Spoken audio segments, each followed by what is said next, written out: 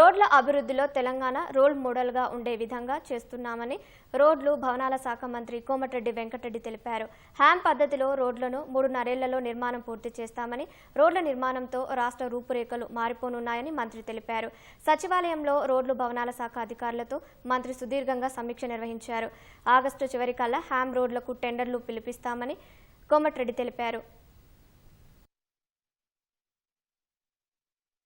Priority wise తీసుకొని traffic చూసుకుంటూ HAM model hybrid annuity model కింద చేయాలని మీకు తెలుసు. లాస్ట్ క్యాబినెట్ మీటింగ్లో దాన్ని అప్రూవ్ చేయడం జరిగింది.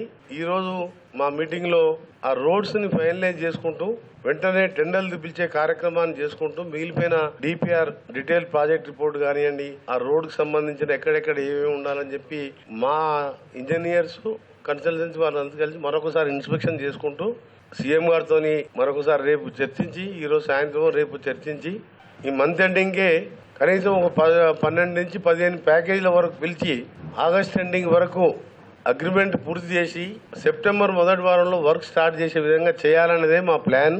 ఇప్పటికీ ఎందుకంటే హ్యామ్ అనేది నేషనల్ హైవే ముందుగా ప్రవేశపెట్టింది. దాదాపు 8 రాష్ట్రాలలో ఈ మోడల్ కింద రోడ్లు నిర్మాణం చేస్తున్నారు.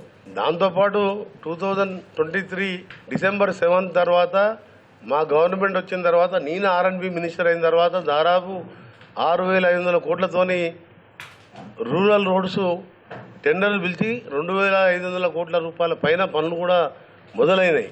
కొన్ని ఇప్పుడిప్పుడే గ్రౌండ్ అవుతున్నాయి. కొన్ని రాష్ట్ర ఆర్థిక పరిస్థితి దృష్ట్యా ఇప్పుడిప్పుడే కొద్దిగా పేమెంట్లు కూడా చేస్తూ ఆ మిగిలిన 4,000 కోట్ల రూపాయల విలువైన రోడ్లను కూడా స్టార్ట్ చేసే విధంగా ఈరోజు నిర్ణయం తీసుకోవడం జరిగింది.